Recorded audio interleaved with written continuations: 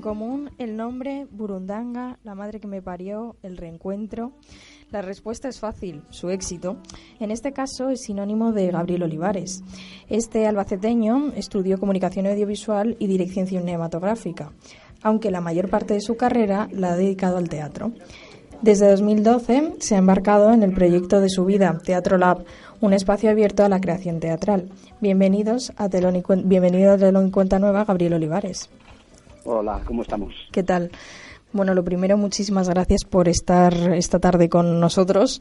Y me gustaría preguntarte cómo comenzó todo. ¿Cuál fue el primer deslumbramiento que hizo el teatro contigo para atraerte así? Pues bueno, aunque decías muy bien dicho que mi formación aparentemente era audiovisual, el teatro siempre me ha acompañado desde pequeño. De hecho, tanto el cine como mi aspecto teatral, que es por el que más se me conoce, siempre han formado parte de mi vida desde que me acuerdo. Recuerdo hacer teatro y cortometrajes desde los 9, 10 años. Y bueno, es verdad que hubo un momento, después de terminar los estudios, que seguramente porque el cine depende de muchos factores a la hora de levantar una producción, no depende solamente de uno, pues se fue como quedando en un segundo término, aunque no está abandonado del todo. De hecho, hicimos una película con el grupo Teatro Lab Madrid, como nombrabas antes, hace un par de años. Pero es verdad que de repente mi necesidad de crear se vio muy colmada también por seguramente la facilidad de producción a la que yo podía acceder cuando empezaba en lo teatral.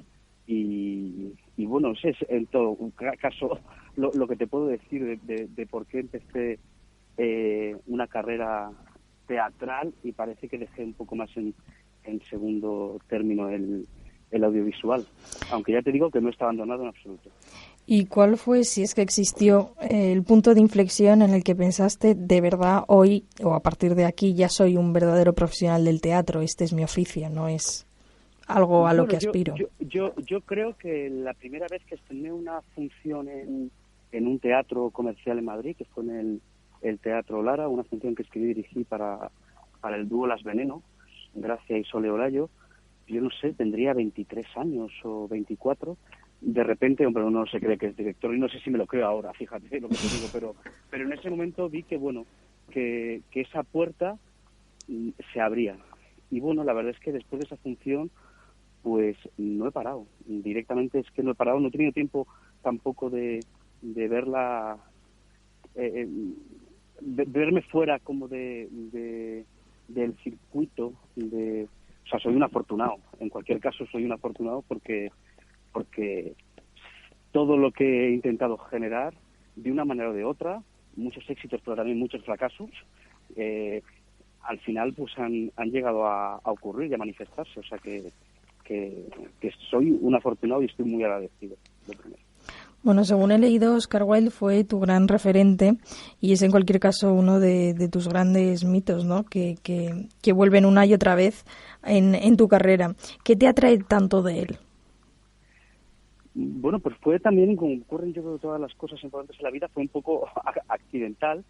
Uno de los primeros espectáculos que dirigí fue La importancia de llamarse Ernesto, en versión de Eduardo Galán, y a partir de ahí pues han llegado pues Windermere Club con una adaptación que hizo Juan Carlos Rubio del abanico de Lady Windermere, y luego sobre todo yo creo que el punto de inflexión fundamental con Oscar Wilde fue el espectáculo que dirigí hace 2 años para la compañía Teatro Madrid, que tiene una línea de producción muy diferente a mi otra línea de creación.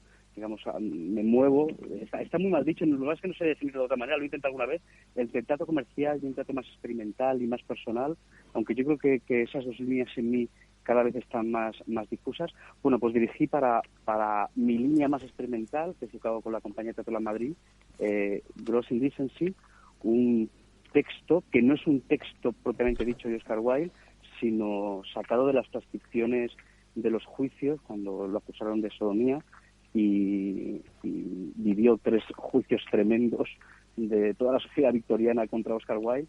Y bueno, ahí he tenido ocasión de no conocer solamente al dramaturgo y al escritor, sino también al ser humano. Y desde luego es un personaje muy grande de la historia del teatro, yo diría que de la historia de la humanidad. Y bueno, no sé si las casualidades o no existen, pero desde luego, pues por lo menos profesionalmente he estado siempre muy cerca de Oscar Wilde. Yo, de hecho, al espectáculo de Gross Indecency de la compañía es a uno de los que más cariño le tengo por muchos motivos. Seguramente uno sea que trata de una manera tan descarnada la figura de Oscar Wilde.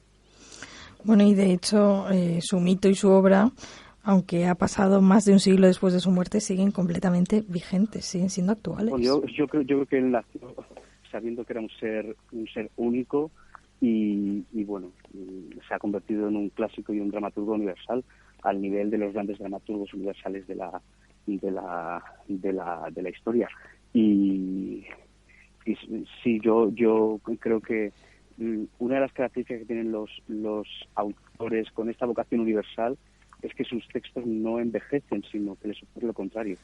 Tienen casi la cualidad de lo eterno dentro y en cualquier época, en cualquier cultura, cualquier director coge un texto de Oscar Wilde y puede volcarse en él para contar algo. Y bueno, ya te digo, eso solo le pasa a los textos grandes y con vocación universal, que me imagino que salen muchas veces de una manera inconsciente. Es lo más posible. Comentabas antes, no he parado desde que he empezado, pero ¿existe la crisis en el teatro? Bueno, pues si miro a mi alrededor, ya te digo que yo soy muy afortunado y estoy muy agradecido por mi situación, pero claro que existe. Es una profesión muy complicada, no solamente para directores, sino para productores, para actores. Vamos, la cantidad de actores que igual hoy os han puesto un café, pues es inmensa, ¿sabes? Porque tienen que trabajar en las taquillas de los teatros, acomodando o trabajando en bares. O sea que claro que existe la crisis. En general, yo creo que España no es un país que trate muy bien a sus artistas, sean estos de la especialidad que sean. Y bueno, yo creo que la crisis siempre existe en una profesión porque no está especialmente bien valorada. Aunque bueno, por lo menos de un tiempo a esta parte yo sí que siento que el público, en último término es lo importante, pues no le da la espalda a ir al teatro.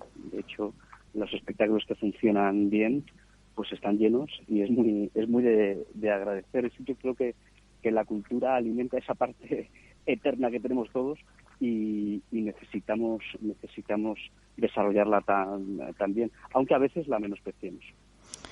Cierto es. En esta época que vivimos parece que éxito es tener una obra más de 2 meses en cartel, que ya es todo un logro. Y bueno, en tu caso has conseguido que convivan incluso varias, lo cual pues supongo que no debe ser para nada casualidad. Y hablábamos antes de Crisis, El Crédito, que fue una función que dirigiste, fue la función de la crisis, por otra parte, ¿no? Una función que empezó prácticamente sin llamar mucho la atención y que poco a poco se convirtió en un gran éxito de cartelera, incluso cambiando de elenco. Sí, bueno, yo creo que ahí también, aparte de mi mano, yo creo que ahí quien tiene mucho que ver es Jordi Gaztelán, que bueno, es el autor del Crédito, hizo la adaptación del nombre y bueno, es el autor de Burundanga, que cumple este mes ahora 8 años en cartel. Y bueno, yo creo que parte de ese secreto es el toque Galcerán, que yo creo que es uno de los dramaturgos españoles vivos, sabes, más talentosos, que mejor saben hacer comedia de situación y que evidentemente, es obvio, no estoy descubriendo nada, pues conecta con un sentido de la sociedad española actual pues de una manera que pues única. Y bueno, también estoy convencido que los textos de Galcerán se representarán dentro de 200 años. Yo no tengo ninguna duda. Y bueno, no creo que haya que medir el éxito de las cosas solamente por la duración que tienen en el tiempo. Creo que eso es una posible perspectiva para medir el éxito, pero bueno, hay muchos. Yo, de funciones mías que igual han estado menos de un mes en cartel, pues también siento que han sido un éxito, seguramente por otros motivos. El éxito del público, pues sí que creo que se puede medir por la longevidad de una función y el público que lleva el teatro, pero creo que hay muchos tipos de éxito, no solamente el éxito comercial. Bueno, que de hecho entre otra de las obras comerciales que más han vivido en cartel en estos últimos años ha sido El Nombre, que mencionabas ahora, que bueno, es una obra que comienza con una anécdota aparentemente banal y bueno, pues sin embargo, como toda comedia de situación, se desencadena toda la comedia. Bueno, el texto del nombre, que sabes que también fue película, bueno, es un texto de comedia francés, de los que he dirigido muchos, y bueno, siempre tienen esta peculiaridad, la comedia francesa, que yo la disfruto muchísimo, que es a partir de lo pequeño, casi de la anécdota más insustancial, de repente es como abrir la caja de Pandora, y conflictos no resueltos que hay entre amigos, familia, pues de repente es la chispa que detona todo. En eso, desde luego, los franceses son únicos, que yo creo ya desde la época de Molière. Y sobre todo son muy inteligentes, dramatúrgicamente hablando, porque siempre esconden un conflicto de las sociedades contemporáneas, ¿sabes? Entonces, en eso lo hacen muy bien los franceses, como algo aparentemente pequeño, insustancial, convierte, remover todo y que sea casi el motivo por el que muchas cosas enterradas en los distintos niveles de la mente pues aprovechan para salir a borbotones. Y ya te digo que de alguna manera siempre ponen al espectador en una situación de ¿y yo qué haría en esta situación? Y eso creo que es una de las características del teatro francés y desde luego de la comedia francesa. ¿Y crees que este tipo de comedias como El nombre o El test son lo que ahora podemos considerar la alta comedia de este siglo XXI? Y bueno, es que mira, la comedia, yo que he dirigido mucha comedia, es ahí alta, desde luego, alta comedia. Yo creo que es muy buen teatro de texto. Y bueno, en Francia, más que alta comedia, la llaman comedia de boulevard, ¿vale? Digamos una comedia, aunque eso estaría un poco pasado, dicho en este momento histórico, pero un poco una comedia más burguesa, pero que le mete el dedo en el ojo también a la burguesía. Pero yo a veces la alta comedia la relaciono también con la alta sociedad, y yo creo que en ese punto no tiene mucho que ver. Yo creo que el término que tienen acuñado los franceses como comedia de boulevard es un poco más ajustado. Uh-huh. En España, no sé si peyorativamente la llaman la comedia comercial, sí. Pero bueno, y luego mucho tipo de comedia, porque la comedia, alta comedia o comedia de boulevard, que yo creo que es a la que nos estamos refiriendo, pues hay veces que son comedias más basadas en la situación, otras veces la comedia viene por el personaje, otras veces tiene más que ver con el enredo. O sea que luego dentro de la comedia de boulevard hay una tipología, yo te diría casi infinita, y por supuesto esas comedias que es una mezcla de todo. Ahí tienes, por ejemplo, a Shakespeare cuando escribe comedia, que consigue mezclarlo todo. Tiene momentos casi clownescos, de repente con momentos de situación, de repente tiene momentos vaudevilescos. O sea que bueno, la comedia en sí creo que es un género que permite mucha libertad, porque yo creo que trata sobre el caos, la entropía, y claro, el caos y el ser humano deberían ser sinónimos. Por eso yo creo que nos conectamos tanto con la comedia y la necesitamos, porque a veces es una invitación a que los dramas de la vida pues sepamos distanciarnos un poco y no te voy a decir que nos muramos de risa con nuestros dramas, pero sí que consigamos por lo menos distanciarnos un poquito, no vivir ahí en el centro del huracán todo lo que nos pasa en la vida, sino ser capaces de distanciarnos. Y creo que la comedia es muy buena medicina para que no nos tomemos demasiado en serio. Es totalmente cierto. ¿Y crees que, visto desde fuera, parece que exista, entre comillas, un toque Olivares, ¿no? Que tiene que tener una obra, una comedia comercial para que funcione, si es que eso existe? Pues mira, yo creo que le preguntas a la persona menos indicada para que te conteste el toque Olivares, porque es que no sabría decirte.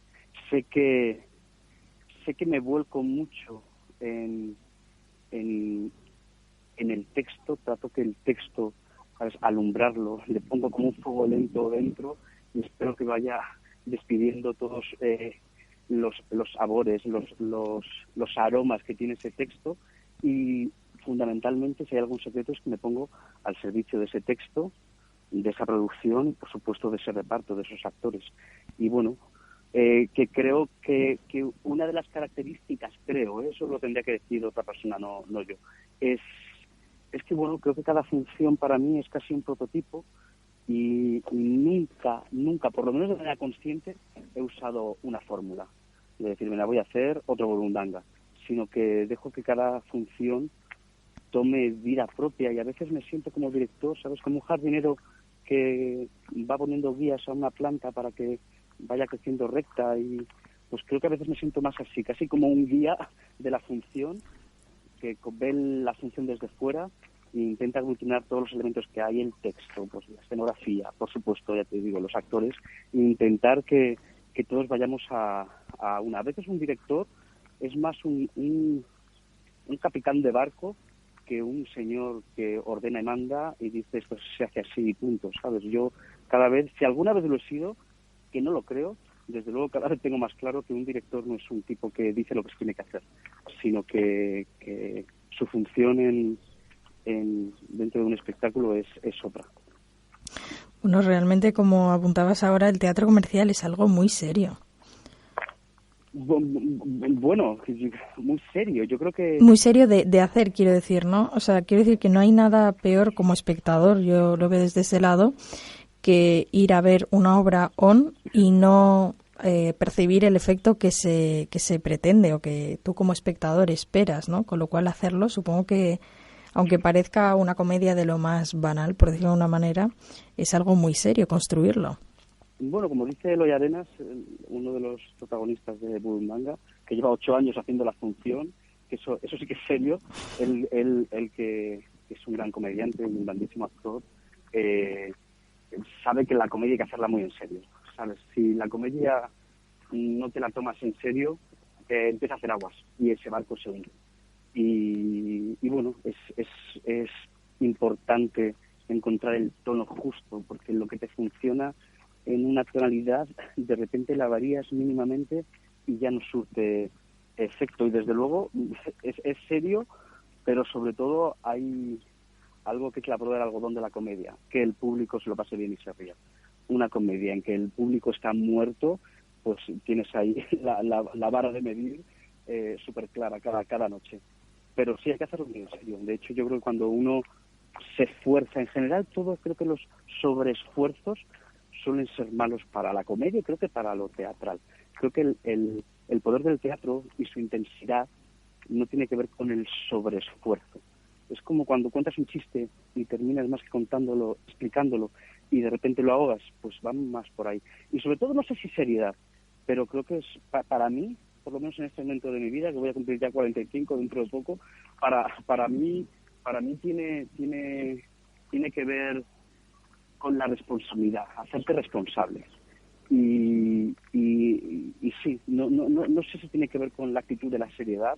Yo no soy un tipo especialmente serio en mi vida, pero sí que intento asumir mi responsabilidad y no tirar balones fuera. O sea, cuando algo en una comedia no funciona, pues es muy fácil echar la culpa a otros, pero siempre, si uno se hace responsable, siempre hay una manera de hacer que vuelva otra vez a sonar por donde tiene que sonar la comedia. Bueno, de hecho, entre estas grandes comedias que has dirigido, entre las últimas se encuentra La madre que me parió, que es una comedia que, bueno, en un principio no parece que tenga nada especial, pero bueno, según avanza, pues vemos que tiene toques muy distintos y ese tema eterno que siempre son tan recurrentes en la comedia, como en este caso son las madres y las hijas, que siempre funcionan, da igual la cantidad de comedias que veamos, que siempre volvemos a ver una más. Sí, bueno, yo creo que también creo que he encontrado esa función que yo dirigí hace ya, va a ser 3 años ahora. Y bueno, sé que vuelve otra vez al Pequeño Gran Vía la temporada que viene, o sea que ya sería su 4ª temporada. Y bueno, yo creo que parte del éxito de esa función, aparte de que yo creo que el texto de Ana Rivas era muy ajustado, creo que también está cubriendo una parte de la población de la que no se suele hablar mucho, que es, aunque no lo parezca, las relaciones madres e hijas, que es un tema casi universal. Pues esta función desde luego la trata y multiplicado por 3, porque son 3 madres con tres hijas. Y bueno, yo creo que también el acierto de que la función ocurra en el contexto de una boda, en los baños de un salón de bodas mientras que se está celebrando una boda, yo creo que eso también hace que sea una comedia muy cercana. Y desde luego lo que ha pasado con esa función, de la que yo estoy muy orgulloso, es que ha sabido encontrar su público. El empresario que programa la función y los productores que la han producido han sabido esperar y han sabido esperar y convertirla en un éxito. La función no arrancó como un éxito, arrancó bien, pero es que ahora ha encontrado a su público, ¿sabes? Un público así de mediana edad, que no suele ir mucho al teatro, pues de repente han sintonizado muy bien con lo que cuenta esa función, y la verdad es que ahí va para la cuarta temporada. O sea que está bien. Porque, por ejemplo, es un público muy diferente al de Burundanga. Muy, muy diferente. Y yo que he dirigido las dos, ¿sabes? Me doy cuenta de que son dos funciones que van dirigidas para públicos diferentes. Aunque las dos están hechas, como decías antes, muy en serio, e intentando exprimir al máximo el potencial del texto y del reparto. Y bueno, yo creo que otra cosa que tengo que destacar es el reparto de La Madre, con Marisol Ayuso encabezando el reparto, que vamos, para mí es una de las grandes satisfacciones que te da esta profesión, pues de repente poder trabajar con una mujer como Marisol y verla ahí al pie del cañón haciendo una función tras otra todos los días y doblando viernes y domingo, creo que dobla La Madre. O sea que es un ejemplo, eso sí que es un ejemplo de vida y de lo responsable que hay que ser para dedicarse a esto del teatro. Decías que el público de La Madre que me parió y Burundanga son muy distintos, pero ¿en qué? ¿En dónde radica esa diferencia que cada obra trae un público? Yo creo que cada obra tiene su público potencial ahí aguardando, y si confluyen todos los planetas como tienen que confluir, pues de repente consiguen que ese público potencial pues se encuentre con esa función. Y bueno, yo creo que Burundanga es un público muy genérico, muy variado, un público también de gente joven. A mí me gusta mucho ver a gente joven viendo Burundanga, gente que no ha vivido muchas de las cosas que se cuentan en esa comedia. Y La Madre creo que tiene un público pues más de mediana edad, o sobre todo mucho público femenino, muchas hijas que van con sus madres al teatro. Y bueno, aunque el público es finalmente el público, pero sí que creo que mueven cosas diferentes esas dos funciones. Y ninguna ni es mejor ni peor, ¿eh? Ya te digo que muchas veces el secreto está en saber tener paciencia, confiar en el producto y dejar que Encontrar el el público nicho. haga su trabajo. Y sí, exactamente. Bueno, hemos hablado ya de múltiples obras que has dirigido, que has puesto en pie, pero ¿hay alguna obra que te falte por hacer, que tengas en mente y digas, yo esto lo tengo que hacer antes de retirarme de este oficio? Pues la verdad, igual resulta así como muchos ainas, pero no tengo yo ahí como en cartera. Me encantaría. Mira, por ejemplo, tenía muchas ganas de empezar a enfrentarme a Shakespeare, y creo que este verano, si todo sale bien, dentro de unos días, me voy a poner a hacer una comedia de Shakespeare para este verano. Entonces, bueno, creo que las cosas van llegando, por lo menos en mi caso, ¿sabes?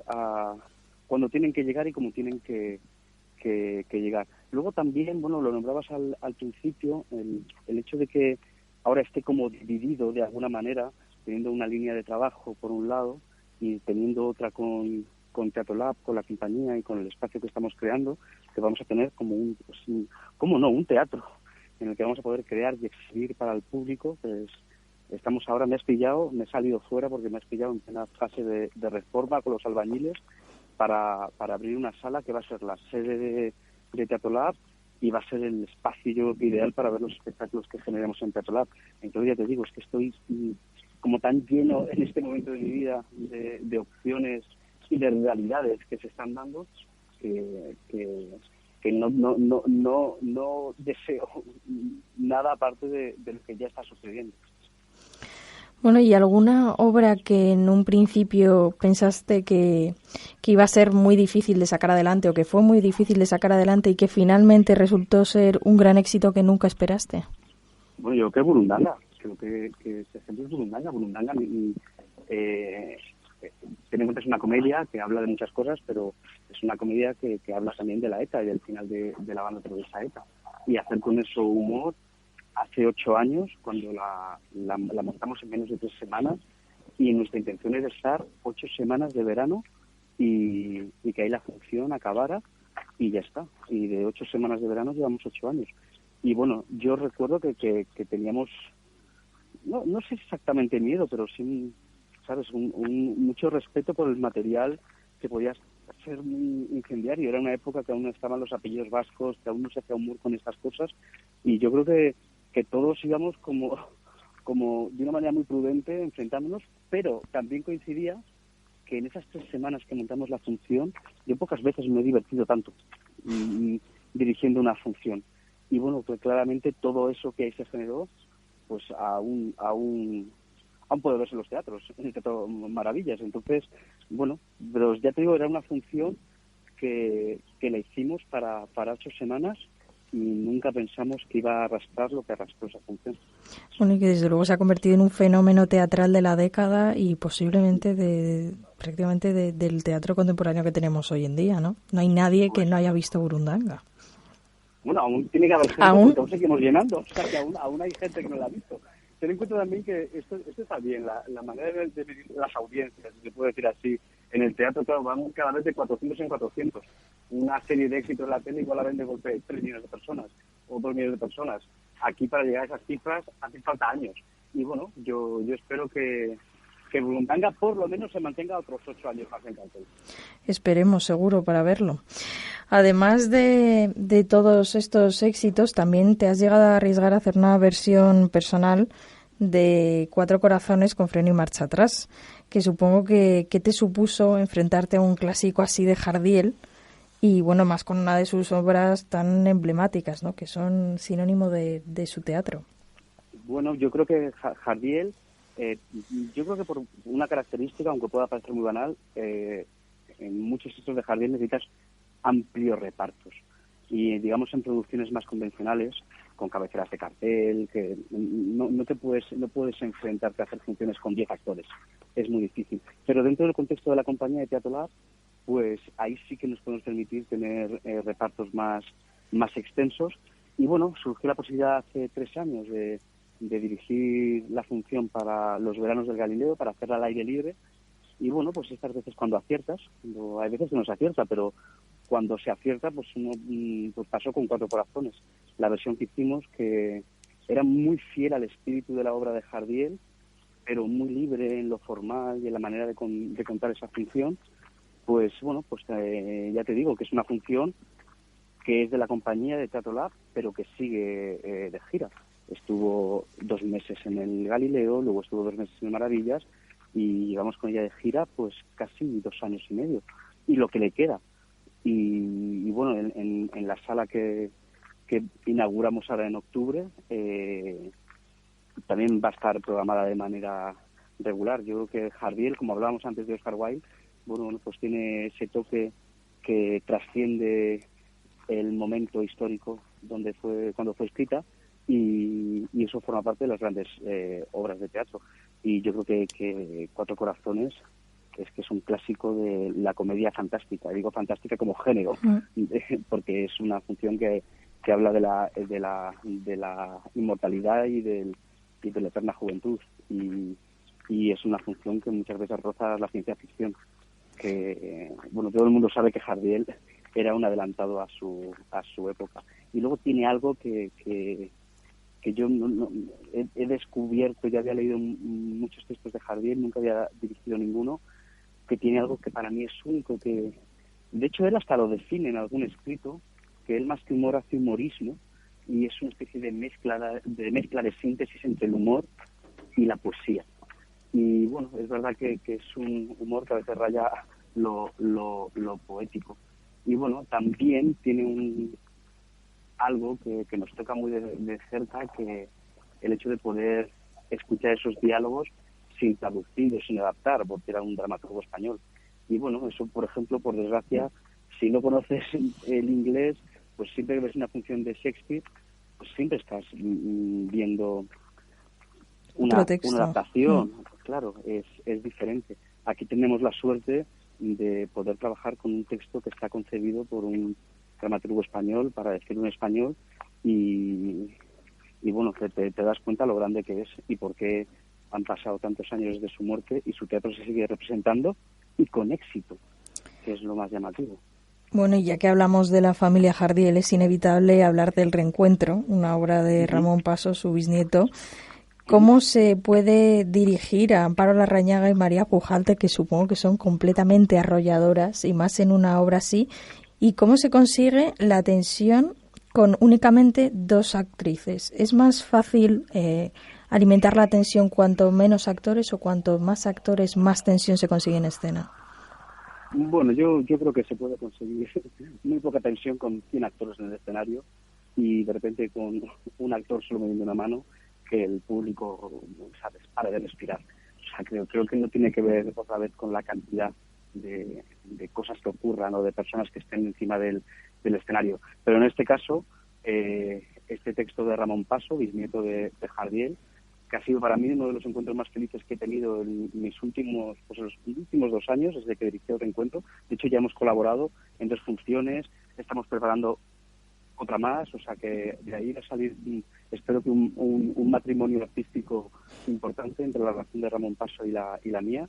Y bueno, en el caso de Amparo y María, mira, cuando cuentas con 2 actrices tan buenas, y creo que una de las características de los actores es su capacidad de estar disponibles, de verdad, ¿vale? No creer que estar disponibles. Y bueno, pues son 2 actrices que están disponibles, y aunque es verdad que son 2 pesos pesados, son 2 actrices muy diferentes en la manera de afrontar el trabajo, pero que tienen esa característica que yo creo que tienen los grandes, que es su auténtica disponibilidad y ponerse al servicio de un texto, de un director, de una producción, pues te lo hacen muy fácil.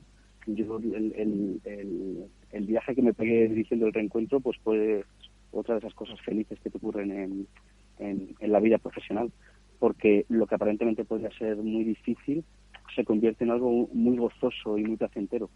Y la verdad es que con pocas curvas, pocas crisis, cuando yo ya te digo, siempre que he trabajado con gente grande, así como aceptadas unánimemente por el productor, por la profesión, es que muy pocas veces me he encontrado problemas de ego y de conflicto, al contrario, es gente muy generosa. Seguramente por eso están donde están. Bueno, pues eso estamos completamente seguros, porque son 2 actrices muy talentosas, y de hecho su autor, Ramón Paso, cuando estuvo aquí con nosotros en Telón, decía que a pesar de ser una comedia coral, digamos, y comercial, volvemos a utilizar este adjetivo porque no hay otro posiblemente, decía que tenía un toque tétrico, distinto, que dentro de todo, dentro de su género, era algo arriesgada. Sí, bueno, algo no, era bastante arriesgada porque era una comedia con tintes muy negros y con muy mala leche, cosa que Ramón Paso hace muy bien. Y bueno, pues yo creo que creo que era una función, el reencuentro, que estaba muy bien dosificada y que luego estaba muy bien escrita. Cuando una comedia está tan bien escrita y tiene los giros suficientes para sorprender y atrapar al público, pues da igual que de repente la función contenga pequeñas píldoras de mala leche y de negrura. Creo que en esa función creo que era importante. O sea, no teníamos que hacer una comedia blanca. De esas ya hacemos muchas y está muy bien. Esta función invitaba a sacar también las partes negras del alma humana. Y el reencuentro, desde luego, lo saca, vamos, es que acababan las dos como el Rosario y la Aurora. Esta función era auténtico, además era muy cansada físicamente, porque es verdad que 2 actores dos actrices solas en el escenario, pues están desde que se abre el telón hasta que se baja el telón. Y era un auténtico también esfuerzo físico. O sea, es más allá del emocional, era un auténtico tour de force físico. Pero vamos, ahí salían como unas campeonas y yo disfrutaba mucho esa función de ellas. Un éxito fue, desde luego. Peter Brook decía que un hombre camina por un espacio vacío y otro le observa. Esto basta para crear un espacio de ficción. Así encabezas tu película, el debut. ¿Crees que eso es lo único que hace falta?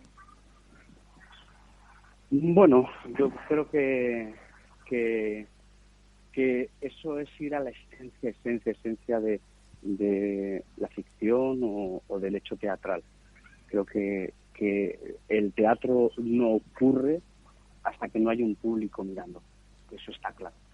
¿Sabes? Puede haber algo más o menos dramático en escena, pero si no hay un público mirando, digamos que es como el otro ingrediente que falta para que se produzca esa alquimia de lo teatral.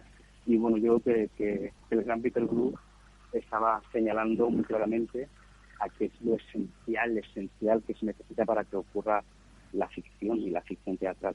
Y sí, después de años de experiencia, uno va cayendo en la cuenta de que son palabras muy sabias y con mucha verdad. Lo que pasa es que al principio igual solo la entiendes a un nivel, tienes un nivel de comprensión, pero conforme uno va cumpliendo años y va llegando a otros niveles de comprensión, pues te das cuenta de la profunda verdad que encierra eso, que casi parece una provocación, y es auténtico. De verdad, cuando un actor lo está mirando, algo cambia en su manera de vibrar, algo cambia. Y luego yo tengo cada vez más claro que el teatro no es eso que ocurre en el escenario, es eso que ocurre entre el escenario y el patio de butacas. En ese no espacio, ahí es donde ocurre el teatro. Ya te digo que en mis años de profesión he tenido muchas ocasiones de experimentar cómo ocurre esa magia que dicen que tiene el teatro. Porque muchas veces eso está ocurriendo casi en la cabeza del espectador. De hecho, cada vez estoy más seguro que el espectador tiene una labor muy activa en el teatro. O sea, aunque aparentemente esté pasivo en su butaca, creo que es un auténtico co-creador de lo que está ocurriendo en el escenario. Y bueno, pues eso es... Igual ahí está el secreto de la magia del teatro. Yo no lo sé. Lo que sí tengo claro es que el rol del espectador no es pasivo, aunque es lo que yo durante mucho tiempo he creído. Entonces, de hecho, creo que parte también del secreto de lo teatral es no contarlo todo, no explicarlo todo, para que el espectador tenga la ocasión de co-crear con los actores. Además, así, de forma que prueba que tú puedes ver una función y quien tiene sentado a tu derecha otra y quien tiene sentado a tu izquierda ve otra completamente distinta. Sí, yo creo que es así, que creo que en el cine generalmente no ocurre de una manera tan clara. No ocurre, seguramente también ocurre en muchos tipos de cine, evidentemente, pero en el teatro creo que sobre todo el teatro bueno, el que conmueve de verdad, ¿vale? El que no quiere ser solamente un producto efectista y fácil, sino que busca otros caminos para llegar a esa experiencia que quiere crear con el público. Yo creo que ocurre. Creo que cada uno ve una función diferente. Yo mismo, de repente dirigí una función, la voy a ver al cabo de un mes y medio, y me encuentro con otra función. Y no es que estén haciendo nada diferente los actores. De repente, pues igual, yo en ese tiempo he cambiado, los actores también, y de repente empiezan a alumbrarse cosas que en un principio uno no había visto o había visto de otra manera. Eso hace que el teatro sea un arte tan vivo, entre otras cosas. Bueno, y realmente para crear este teatro que conmueva, has puesto en marcha Teatro Lab en 2012, una aventura que te está llevando al infinito. Bueno, no sé si al infinito, desde luego a un cambio total de mi paradigma como director de teatro. O sea, yo no me podía imaginar hace 8 años, cuando estaba dirigiendo burundangas y tantas funciones, que me iba a encontrar ahora, con 44 años, pues levantando un espacio físico, o sea, una sala, tener una compañía cada vez más estable y con un futuro, yo creo que lleno de oportunidades.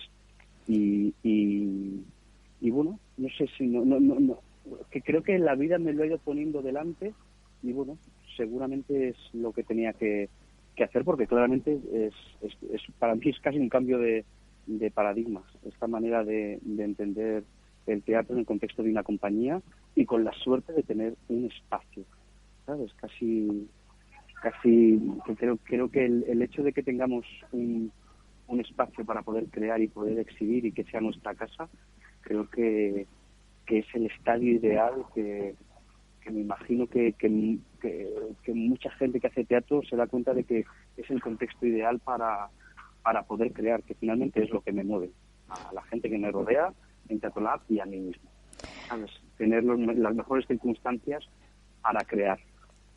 Bueno, seguro que así será, porque en octubre se pone en marcha y esperemos entonces volver a poder charlar contigo para que nos cuentes todo lo que va a conllevar ese Teatro Lab, que será...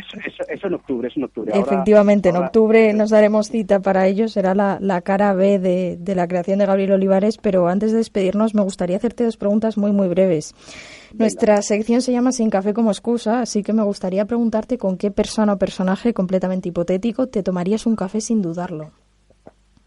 Ay, pues con mucha gente, yo creo.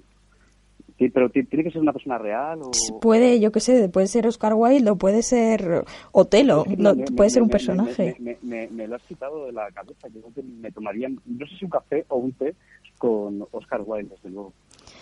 Con Oscar Wilde me tomaría así. Y si tuvieses que decir en una única palabra, ¿dirías que el teatro te aporta? Pues me da... Bueno, pues Gabriel Olivares, muchísimas gracias por haber compartido con nosotros tu visión del teatro en este momento. Muchísima suerte con Teatro Lab, que seguro que va a ser una iniciativa que llegue muy lejos y esperemos estar aquí para verlo. Pues muy bien, hablamos en octubre, ¿eh? Seguro. No se me olvida. Muchas gracias. Muchísimas gracias. Ha sido un placer hablar con vosotros.